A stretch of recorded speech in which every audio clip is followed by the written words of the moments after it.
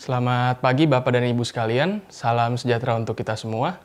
Pada kesempatan kali ini, saya dan rekan saya akan memaparkan pengalaman, pengetahuan, dan tugas yang kami peroleh selama PKPA di Badan POM, khususnya di Direktorat Standarisasi Obat Tradisional, Suplemen Kesehatan, dan Kosmetik. Sebelumnya, perkenalkan, saya Davin Adriel dari Institut Teknologi Bandung. Dan saya Anissa Zahra dari Universitas Indonesia. Berikut merupakan poin-poin yang akan kami sampaikan pada presentasi hari ini.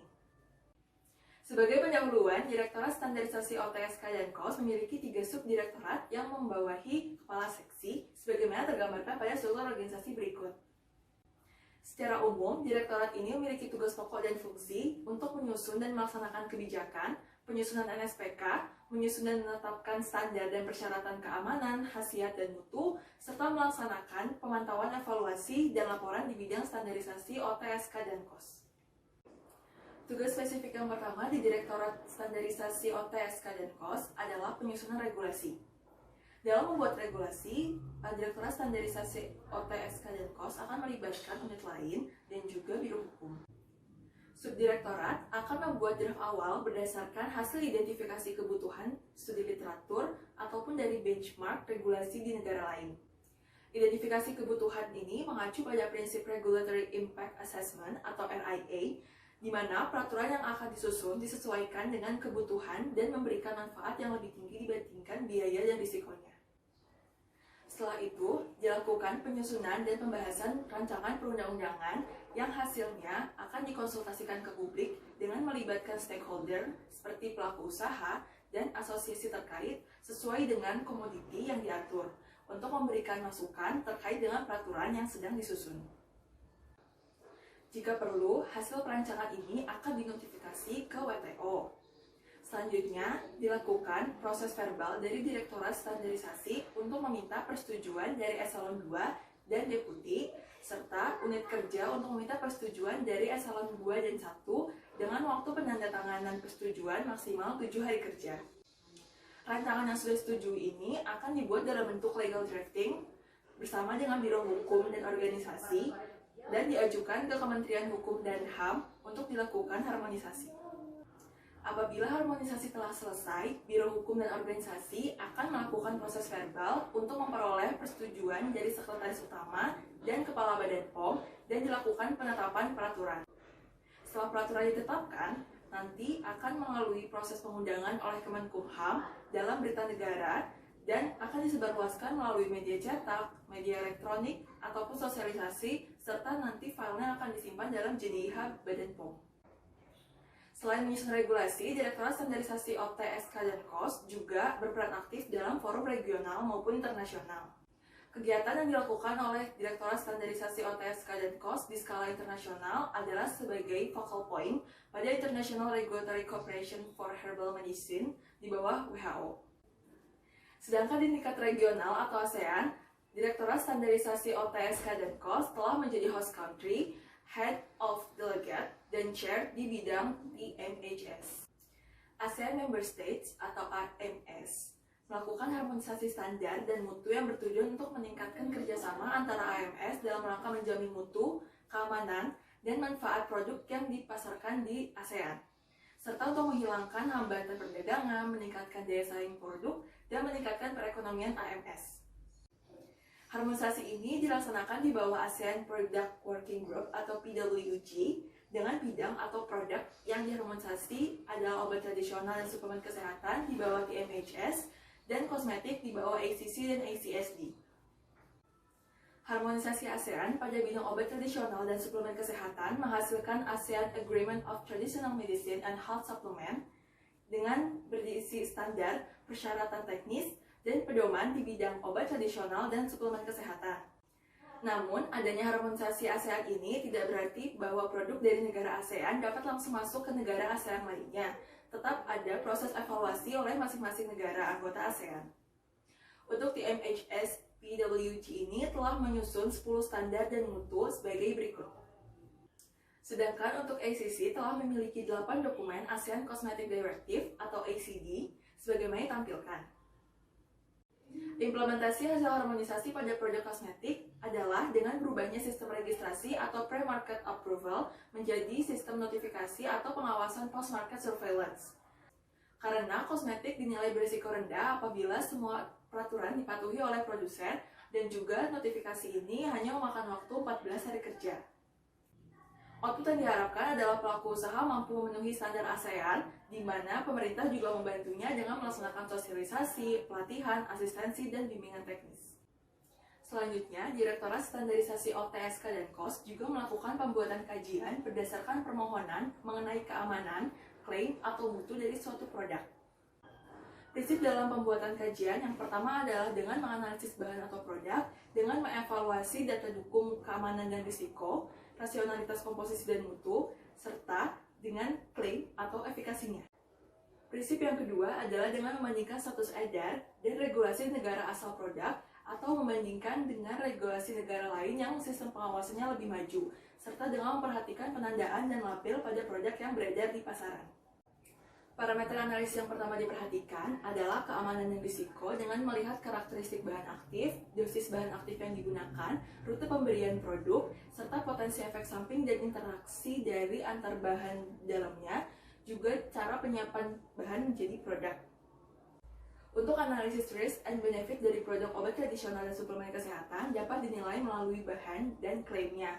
Seperti yang dilihat pada tabel, apabila salah satu dari bahan maupun klaim memiliki risiko yang tinggi, maka produk yang dihasilkan juga akan memiliki risiko yang tinggi.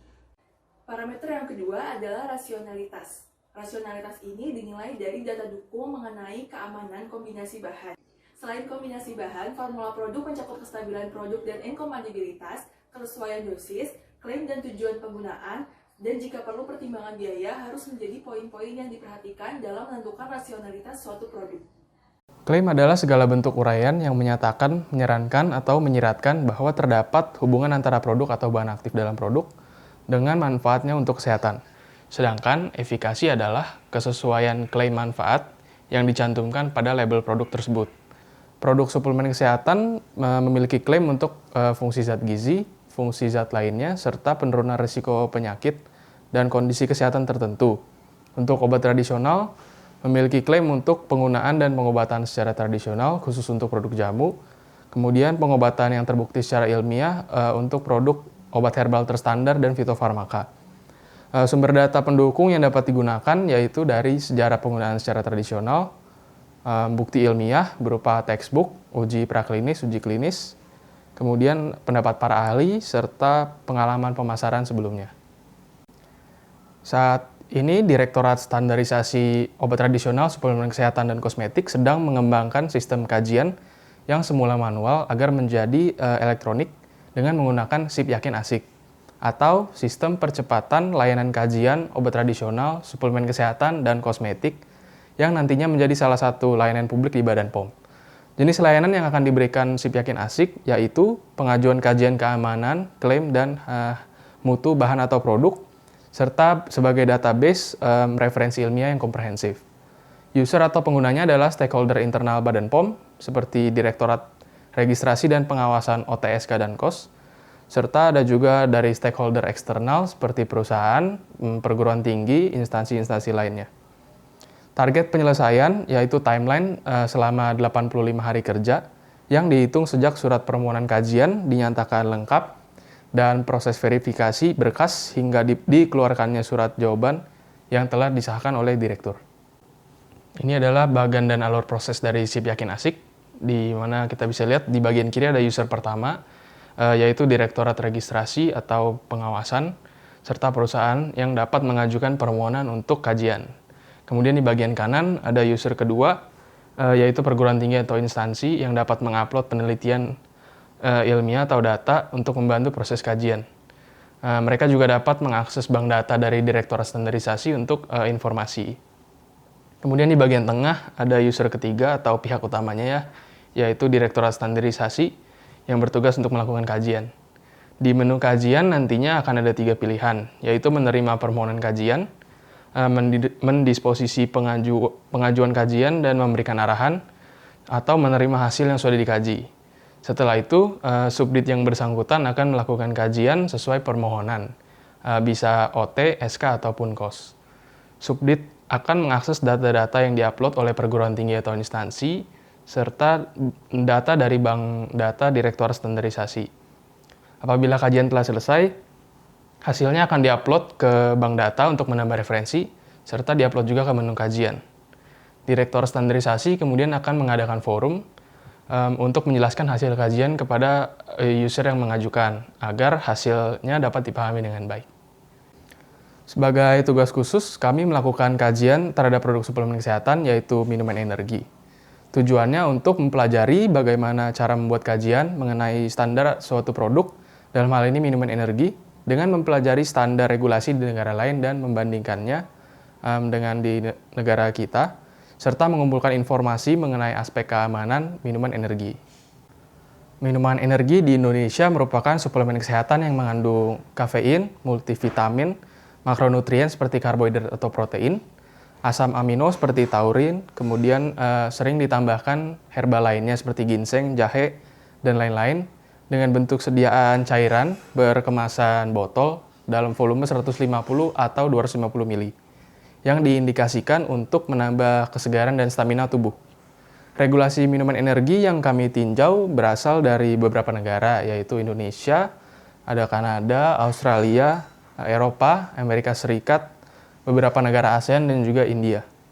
Secara keseluruhan ini adalah efek samping konsumsi minuman energi berdasarkan laporan penelitian di beberapa negara. Namun masih diperlukan penelitian lebih lanjut lagi. Sementara itu, untuk manfaat mengonsumsi minuman energi adalah efek stimulasi, yaitu meningkatkan kewaspadaan atau kesadaran selama beberapa saat dan stamina fisik. Ini adalah hasil kajian berupa perbandingan regulasi minuman energi antar negara, mencakup penggolongan kadar bahan aktif yaitu kafein, dan bahan lain yang terkandung. Regulasi di Indonesia sendiri cenderung serupa dengan negara-negara ASEAN lainnya, yaitu batas kadar kafein maksimal 50 mg per kemasan dengan asupan harian maksimal sebesar 150 mg. Cukup jauh bila dibandingkan dengan negara-negara barat, yakni batas asupan kafein hariannya mencapai 400 mg. Di negara-negara barat juga ditambahkan bahan-bahan lain yang mengandung kafein seperti guarana dan cola, sedangkan Indonesia tidak. Berikut ini adalah perbandingan penandaan atau label produk, peringatan yang tercantum, serta regulasi iklan terkait minuman energi di beberapa negara.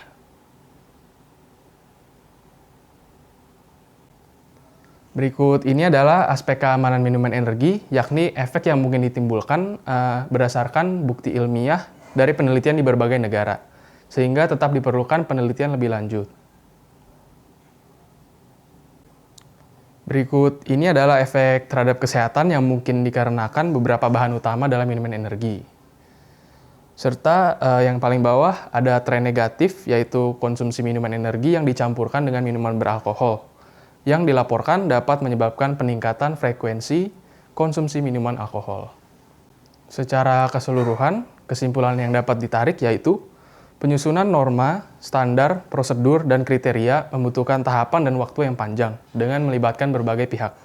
Partisipasi aktif dalam harmonisasi ASEAN di bidang obat tradisional, suplemen kesehatan, dan kosmetik menghasilkan acuan standar dan regulasi yang diterapkan di Indonesia, sejalan dengan yang berlaku di lingkup regional maupun internasional.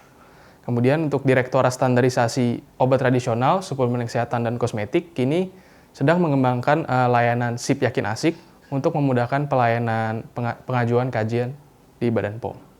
Saran untuk Direktorat Standarisasi Obat Tradisional, Suplemen Kesehatan, dan Kosmetik yang dapat diberikan yaitu yang pertama, meningkatkan kegiatan sounding dan sosialisasi tentang peraturan yang belum atau telah ditetapkan, serta perkembangan standar regulasi ASEAN kepada pelaku usaha untuk menjamin keamanan, khasiat, dan mutu bahan ataupun produk.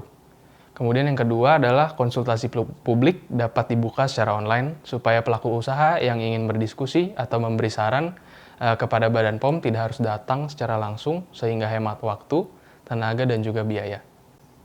Kesimpulan sekaligus saran terkait tugas khusus kajian minuman energi yaitu berdasarkan hasil kajian terhadap standar atau regulasi dan keamanan minuman energi, diperlukan penyusunan standarisasi minuman energi sebagai suplemen kesehatan, penelitian lebih lanjut, serta post-market surveillance untuk melihat efek minuman energi terhadap kesehatan.